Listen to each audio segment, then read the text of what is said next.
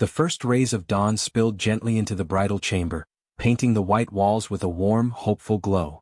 Today was supposed to be Amara's happiest day, the day she would marry Prince Keen, future ruler of their kingdom. Her heart fluttered like a captured dove as she stood before the mirror, touching the beaded gown that shimmered like starlight. Her mother had sewn every bead with love and prayer. Amara smiled, imagining the moment she would walk toward the man who saw her as more than beauty, the man who knew her soul. But behind her, Halima watched with eyes colder than morning frost. Halima, the stepsister who always lived in Amara's golden shadow, dug her nails into her own palms as jealousy pulsed like poison in her veins. She and Amara shared a roof but not a life. While Amara received affection, Halima received instructions. While Amara received admiration, Halima received comparison. Why can't you be more like Amara?" built a storm inside her, and today the storm was ready to strike. "Does he really love you?" Halima asked softly, her voice too calm. Amara turned, smiling innocently. "Of course he does. He chose me." Those 4 words shattered Halima's control. She stepped closer, her face twisted in a mock smile. "Yes, he chose you. But he hasn't seen everything yet. He doesn't know there is another bride who deserves the crown." Amara's brows furrowed, confusion replacing joy. "Halima, what are you saying?" Halima's breathing grew sharp, vicious. "I'm saying I won't spend the rest of my life watching you live the life that should be mine." Before Amara could move, Halima lifted a small wooden pestle, the kind used for grinding herbs, and struck her across the head. The world around Amara shattered into blackness. Her body collapsed silently onto the floor, beads scattering like fallen tears. Halima stood over her, chest heaving, waiting for any sign of movement. There was none, only the peaceful stillness of a stolen future. Halima knelt, hands trembling not from regret, but from triumph. She undressed Amara quickly, sliding the royal gown over her own body. The jewels, the veil, the sacred beads, all now hers. She stared into the mirror, breath catching as she saw herself transformed into the bride she always believed she was destined to be. A soft smile curved on her lips. Now let's see if he notices the difference. She dragged Amara's unconscious body behind a woven screen and covered her with discarded fabrics. Her heartbeat roared in her ears as she rehearsed a new identity in her mind. "I am Amara," she whispered to herself. "I am the chosen bride. The future queen." With a final look at the hidden body, Halima lifted her chin, opened the door and walked into the bright morning, wearing a stolen destiny.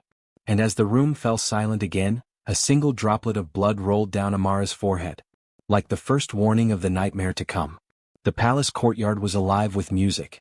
Drums beat with excitement, elders chanted blessings, and bright fabrics fluttered like butterflies in celebration.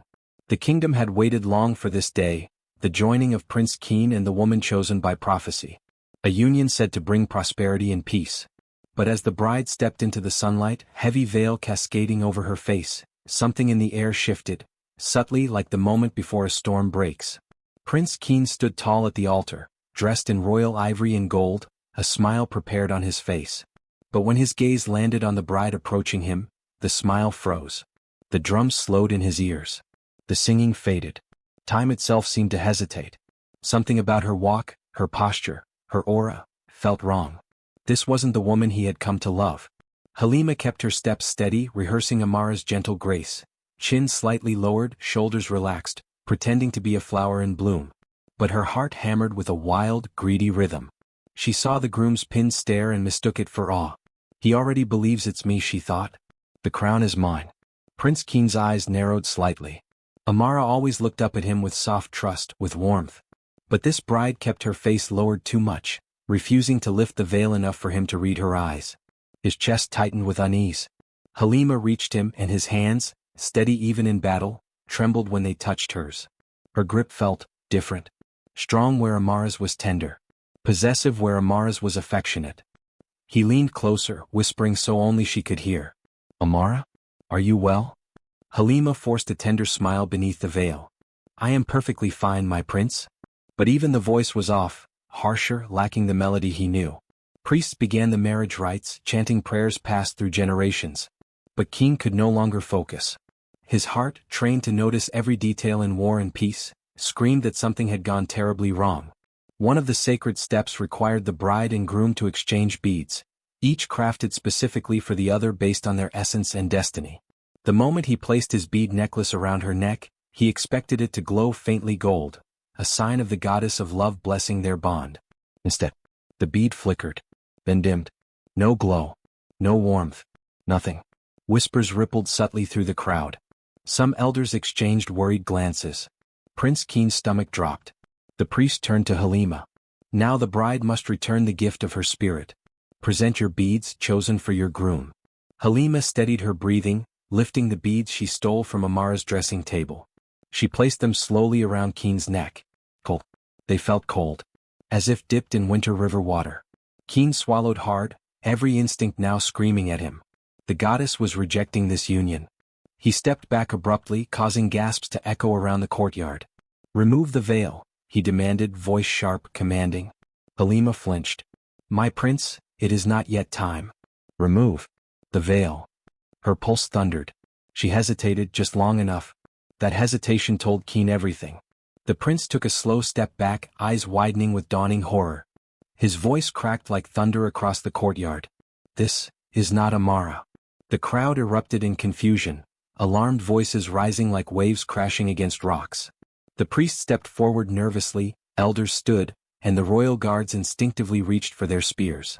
Halima's breath came fast now, panic clawing up her throat. She tried to laugh, a brittle sound that convinced no one. My prince, it's me. Why are you saying? Before she could finish, Keen turned to the stunned guests and declared, I will not complete this marriage until the true bride stands beside me. Gasp. Mothers clutching beads. Children staring wide-eyed.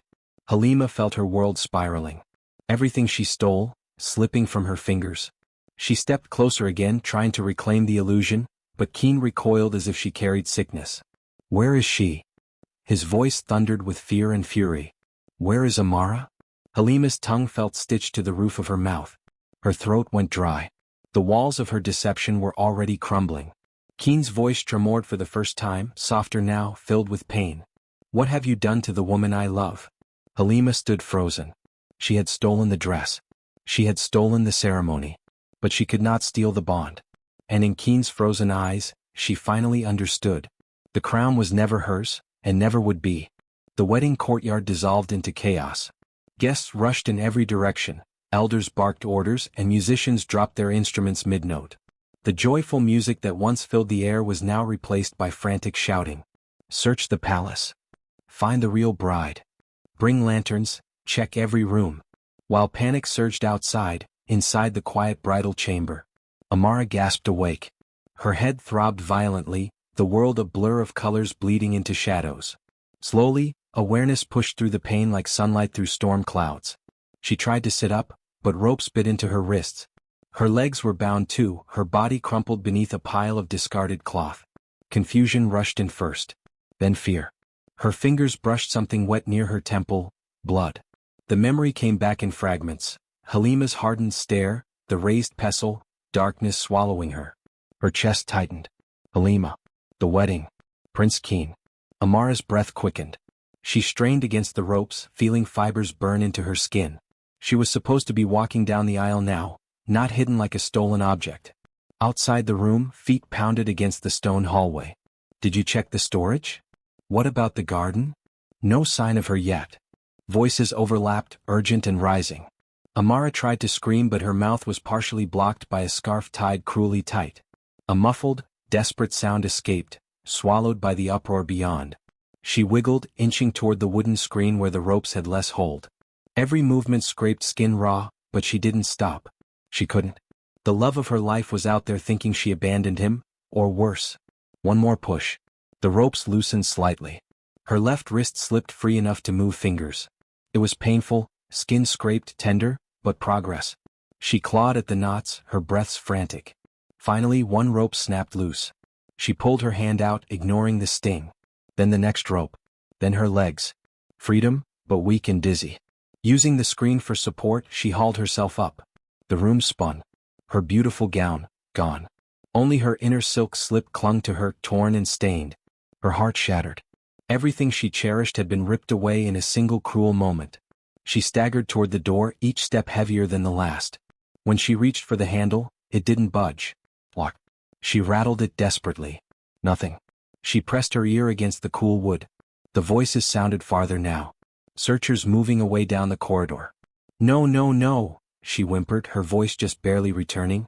Her eyes darted around the room, searching for anything, any tool that could help. A hairpin glinted on the floor, overlooked in Halima's rush. Amara grabbed it with trembling fingers and knelt at the keyhole. Her hands shook too fiercely at first. She forced herself to breathe, slow, steady, Keen's voice echoing in memory. "You can overcome anything as long as you stay calm." Her panic dulled, focus sharpening. She twisted the pin, feeling for the inner mechanism of the lock. A soft click. A second. The lock snapped open with a tiny metallic sigh. Relief hit her like fresh air. She slipped into the hallway, barefoot, disheveled, barely holding herself upright. Shadows stretched long and distorted under the flickering wall torches.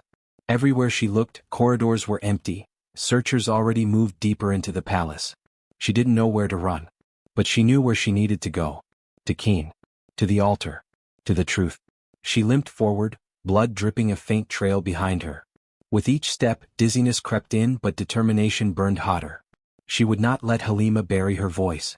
She would not let jealousy rewrite destiny. She would not let her love be stolen. Even if she had to crawl, Amara would reach him. Her body shook violently, but she kept moving. Each fragile breath a promise. "I'm coming, my love. I'm coming." The sky darkened suddenly as if the heavens themselves sensed betrayal. Clouds swirled above the palace, thick and heavy, threatening to burst at any moment. A sharp streak of lightning tore through the horizon, drawing gasps from the guests.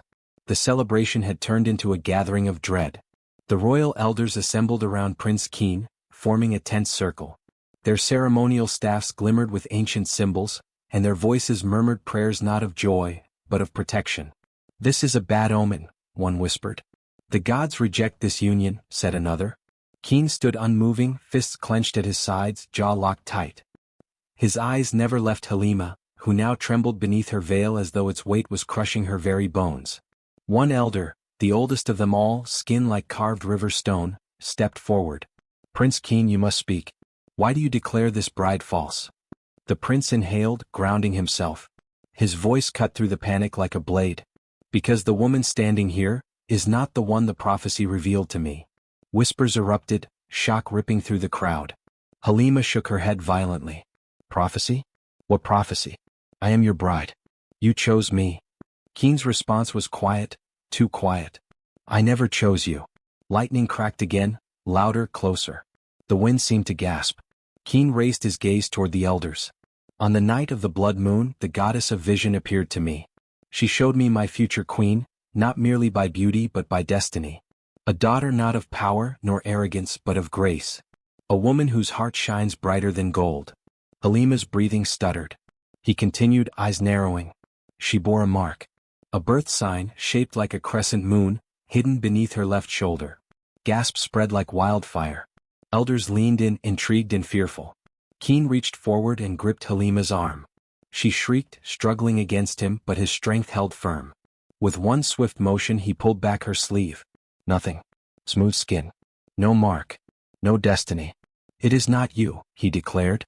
Halima stumbled backward, denial flooding her voice. "No. I deserve this. I trained for royalty. I practiced the walk, the speech. Amara only stitched threads and played with fabric. She isn't worthy." Keen's expression flared with anger so fierce it shook even the guards. "Do not speak her name with hatred," he growled. "She is worthy because her heart has never known greed like yours." Tears burned behind his eyes, not for Halima but for the absence of Amara. He turned to the elders. "Amara holds the mark of the moon. She alone is blessed to be queen. She alone can fulfill the prophecy." Suddenly, thunder boomed. Torches flickered violently. A gust of wind cut through the courtyard, swirling dust into the air like ghosts rising. The oldest elder lifted both hands skyward. "The gods demand truth," he commanded. Halima's panic burst into pure desperation. "She won't come. She's weak." She ran. Keen snapped toward her, voice breaking with raw fear. "She would never run from me." Halima's mouth froze open. The prince stepped closer, towering over her deceit. "You speak of royalty, yet you hid the true bride and tried to take her place. That is not the act of a queen, but of a coward." Halima's lips trembled. Her fingers dug into her stolen gown as though trying to hold on to the lie. Without this dress no one would look twice at her.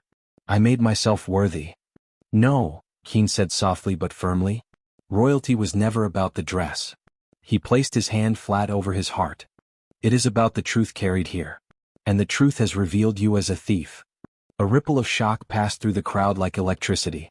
The older women clutched their beads and hissed curses under their breath. Fathers shielded their daughters' eyes from the humiliation. Guards stepped forward, awaiting punishment orders. Halima's knees buckled. She swayed, her breath shallow, the weight of exposure crushing her. No, no, please, she whispered, voice cracking into shreds. Don't do this, not in front of everyone. But fate no longer listened to her. The sky rumbled again, louder, as if the gods themselves were preparing judgment. And through that rising thunder, a new sound emerged. Weak footsteps. A gasp spread through the crowd, heads turned, and hearts hammered. There, limping through the palace archway, bruised and barely standing, Amara appeared. Blood trickled down her temple. Her hair was disheveled. Her bridal underdress torn. Yet her presence outshined every jewel on Halima's stolen gown. Prince Keen's heart broke open and healed all at once. Amara, he breathed. All eyes widened. The true bride had returned. The moment Amara appeared, whispers swallowed the courtyard. Shock, relief, shame, all tangled in the eyes of those who had doubted her. Prince Keen took one step toward her, the ache in his heart pulling him closer. But before he could reach her, the guards surged forward, not toward Amara, but toward Halima. Halima reacted instantly. No, she screamed, shoving through guests, desperate and wild. Her stolen veil tangled around her wrists as she bolted into the palace. Guards chased after her, but she slipped around pillars like a hunted fox. Amara's vision dimmed from exhaustion. She leaned against a column, catching her breath. She knew Keen was calling her name, but the air felt too heavy to answer. Her legs shook beneath her as dizziness threatened to claim her again. She managed one step, then another, until she moved out of sight of the courtyard. A sudden rough hand yanked her into a dark corridor. The world spun. Before she could scream, Halima's fingers clamped over her mouth. Her eyes, bloodshot, frantic, were inches away. You, Halima hissed, her breath sharp with panic. You ruined everything. Amara struggled, but her strength was fading. Halima pushed her backward until her spine hit the cold stone wall. The corridor was narrow, lit only by a single torch flickering violently, casting twisted shadows across Halima's distorted face. You should have stayed down, Halima whispered, voice trembling with rage. You were supposed to disappear. Amara forced breath through her bruised throat. Halima, please, you don't have to do this. Oh, but I do. Halima reached into her gown, pulling out a sharp jeweled hairpin, the kind meant to hold a queen's crown in place. It glimmered dangerously under the torchlight. My whole life I watched them adore you, Halima spat. Your every smile worshipped. Your every step, admired. And me? Her voice cracked. Invisible. Unwanted. Amara's heart squeezed, not with fear but with sadness. Halima, you were never unwanted. You were. Do not lie to me.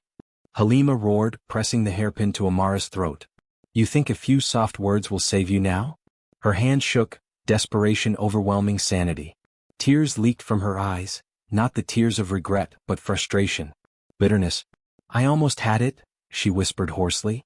The crown. The power. The respect. And then you, always you, came back. Amara swallowed painfully. The gods chose me not to take anything from you but to take everything from me. Halima snapped. A loud crash echoed from the corridor entrance, guards searching, getting closer. Halima's eyes widened in terror. She shoved Amara harder against the wall. If I can't be queen, then neither will you.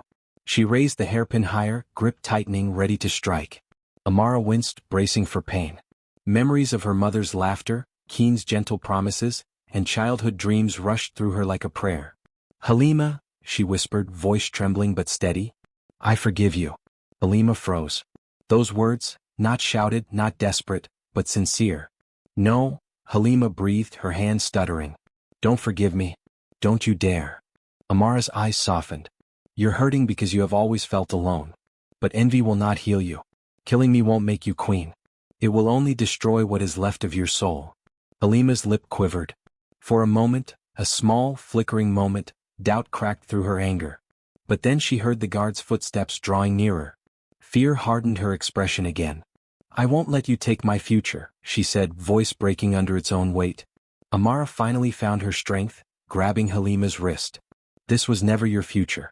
Your crown was never meant to come from stolen love. Halima screamed, a sound fueled by years of hurt, and thrust her arm. But Amara pushed with all the energy left in her body. The hairpin scraped past her cheek instead of piercing her throat. Halima stumbled backward, twisting, and crashed to the ground. Before she could regain her footing, guards surged into the corridor. They grabbed Halima, restraining her arms as she fought like a cornered animal. Her cry echoed through the palace, high and broken. No. Let me go. It's mine. It was supposed to be mine. She kicked, clawed, begged, but the fight had drained out of her. Tears streaked mascara down her trembling face as she stared at Amara through rage and grief. I hate you, she whispered. Amara stepped forward, tears forming in her own eyes. No, she said softly.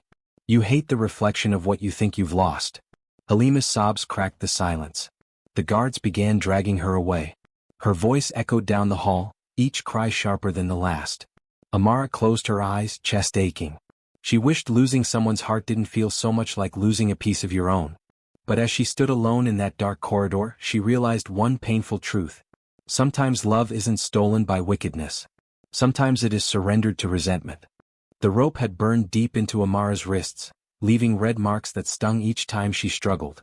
Her breath shook as she leaned against the cold wooden door of the storage hut Halima had thrown her into. Outside, distant drums pounded, the wedding drums. Her wedding drums. Sweat mixed with tears on her cheeks. If she didn't get out now, Halima would stand beside Kofi, wearing her dress, claiming her future. Amara's jaw tightened. She would not let jealousy rewrite her destiny. With a final yank, the rusted nail she had spotted above her shoulders snagged the rope. She twisted, ignoring the pain clawing through her arms. The fibers loosened, snapped. She let out a small gasp of victory. No time to waste. Bare feet on dusty floor, she lunged for the narrow window, barely a slit, but enough. The metal grill had one loose bar. She pushed harder. Crack. The bar gave way. She squeezed through, the rough edges tearing her wedding silk, the gown that was meant to shimmer before her kingdom. Now it hung in ripped ribbons smeared with dirt. Her hair tangled. Her veil gone. She hit the ground outside and nearly collapsed. A twisted ankle screamed under her weight. She bit her lip and pushed forward, limping but moving. The festival drums grew louder. Closer. The ceremony had begun. The village square was glowing with lanterns. The priest raised his staff before the couple, before Halima. Halima stood dressed in royal white, chin lifted high, hands shaking inside silk gloves that weren't hers.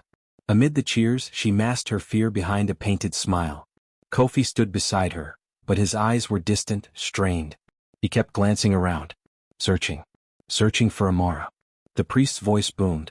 Who stands here as chosen bride of Prince Kofi? Halima stepped forward, but before she could speak, feet dragging, breath ragged, a voice cracked through the silence. I do. Gasps sliced the air. All heads turned, including Kofi's. There, emerging from the shadows like a wounded goddess, was Amara. Her gown torn like battle scars. Her face streaked with sweat and defiance. Lantern light reflected on the tears glistening on her cheeks. For a heartbeat, time froze. Someone screamed. Others murmured. A child cried, afraid of the ghost-like figure limping across the stones. Halima's eyes widened in disbelief. You were supposed to stay dead. The words slipped out too loudly, too fast. Now the crowd stared at her instead. Amara steadied herself, though her ankle throbbed. Did you think ropes could hold what destiny has chosen? Halima's fingers trembled. You don't deserve him. The kingdom. The prophecy. It should have been me. Amara stepped closer, her voice raw but powerful. You stole my dress. You tried to steal my life. But you can't steal fate. Kofi rushed toward her, placing his arms around her as she nearly collapsed into his chest. Relief, fear, love, all tangled in his eyes. Amara, I knew something was wrong. I felt your absence like a wound. He turned, fury rising as he faced Halima. You lied to a prince of the prophecy. The elders pressed forward. Drums halted. Lantern flames flickered in the wind as tension thickened. Amara drew a shaky breath and lifted her torn veil. Her forehead glowed faintly beneath moonlight, a small, shimmering birthmark shaped like a crescent moon. A mark only the chosen queen was said to carry. The elder priest gasped. The royal sign, The heir of the moon. There can be only one. Whispers spread like wildfire. Amara is the true bride. Halima has deceived us. How dare she? Halima backed away, breath fast, eyes wild. No, no. I did all of this for love. Kofi's voice thundered over the chaos. Love does not demand stolen crowns. Amara tried to stand taller, but pain grabbed her leg. Kofi held her up carefully, proof she belonged beside him. The priest raised his staff, voice stern. Let the liar be removed from sacred ground. Guard stepped forward. Halima shrieked. If I cannot have this life, neither will she. She lunged, hands reaching for Amara's throat. But Kofi was faster. He shoved Halima back, gripping her wrists as guards seized her. The crowd erupted, fear and fury in equal measure. Amara's heart pounded. Not just from the attack, but from the truth that finally stood before everyone. She had returned. She was seen. She was believed. The drums began again, slower, deeper.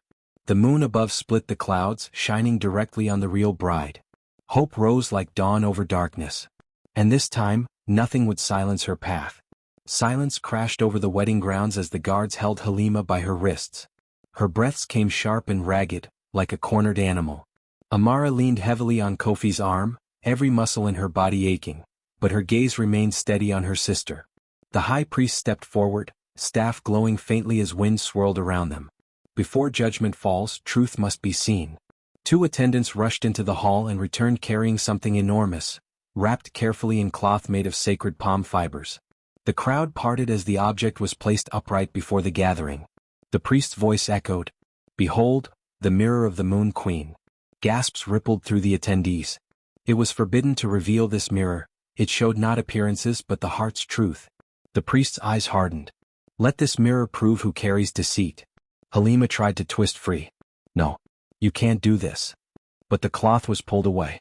A massive polished bronze mirror gleamed, its surface shimmered like liquid night. Moonlight struck it and the image shifted to reflect not the present, but the past. The crowd drew closer, breath held as vision unfolded. Halima standing behind Amara that morning, eyes filled with poisonous envy, her hands trembling as she held a small vial, pouring the sleep poison onto a cloth, pressing it over Amara's mouth. Amara's knees buckling. Her body dragged across the ground. Her dress ripped. Her tears unseen. The crowd reacted, curses, shock, disgust. Then, Halima struggling to lace Amara's stolen dress. Practicing a false smile in the mirror. Whispering. Finally, I get what I deserve. Halima screamed at the sacred mirror. Stop. This isn't true. I was forced. But the mirror obeyed only the gods. Another flash, Halima earlier, kneeling before her own reflection in a dark corridor, gripping her chest as jealousy consumed her. Her voice cracked. Why her? Why does she always shine? What does she have that I don't? Her fist struck the floor, tears falling. If the prophecy won't choose me, I will change the prophecy. Gasps turned into anger. Eyes filled with judgment. Halima stumbled backward, shaking violently as if the truth itself whipped her skin. The mirror wasn't finished. A final scene filled its surface. Amara, bound and struggling, whispering through tears. Halima, please don't take him from me. Halima's cold reply. You already have everything. Just let me have this one. The reflection flickered, then returned to the present. Everyone stared at Halima, a silence thick with betrayal. Her chest convulsed. Breath broke into sobs. I just wanted to be seen. But Amara's voice cut through the night. You were always seen. You were always loved. It was you who chose hatred. Halima shook her head rapidly, refusing the truth, shrinking in her own skin. Kofi stepped forward, eyes full of righteous fire. Deception on sacred ground is a crime against our gods. The priest struck his staff against the earth, the sound echoed like thunder. The gods have spoken. The lies are exposed. Halima's legs gave way as she collapsed to her knees. Her once perfect dress now looked like a costume on a pretender. Amara took a slow breath and stepped forward, though pain shot up her injured leg. The crowd watched as she stood before the mirror, unafraid. Her reflection showed her torn gown, her wounds, then the image transformed. A queen, crowned in moonlight, strong, chosen, unbreakable. The crowd bowed without command. Kofi whispered, voice trembling with pride. You survived darkness, and became the light. Amara wiped her last tear. The priest raised his staff once more. Let the rightful bride be honored. The drums resumed, not loud and festive but deep and reverent. Halima, still on her knees, looked up at the sister she tried to erase, now elevated by truth itself. Divine justice had spoken. Torches blazed around the courtyard, their flames crackling like the fury rising in every watching soul.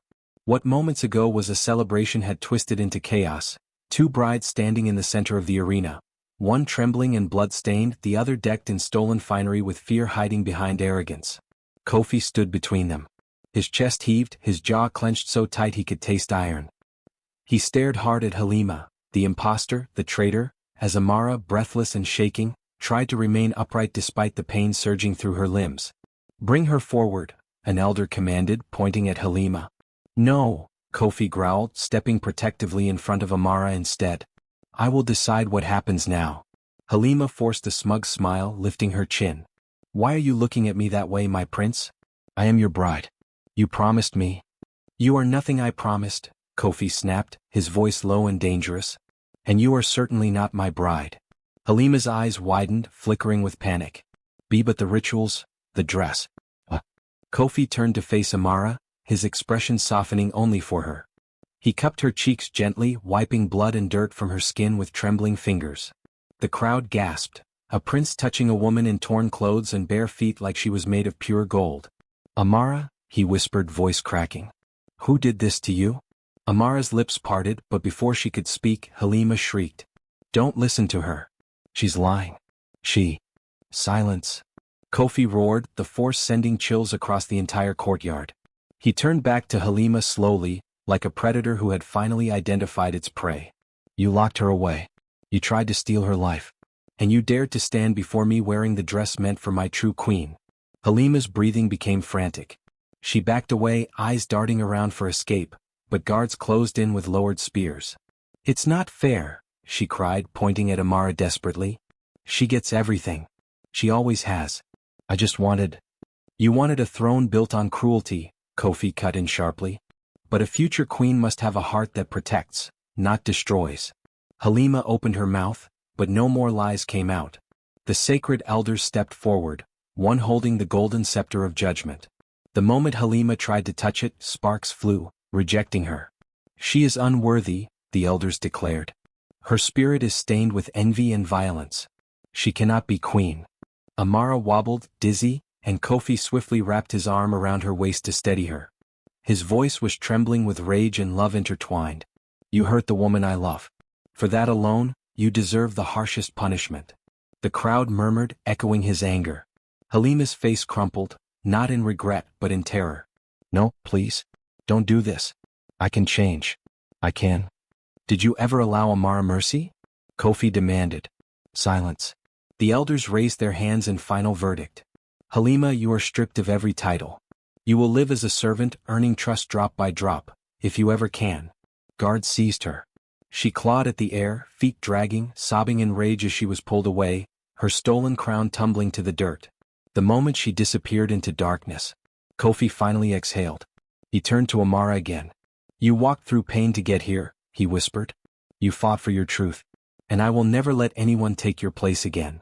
Amara's tears glistened in the firelight, but this time, they were tears of relief. In a voice only she could hear, he vowed.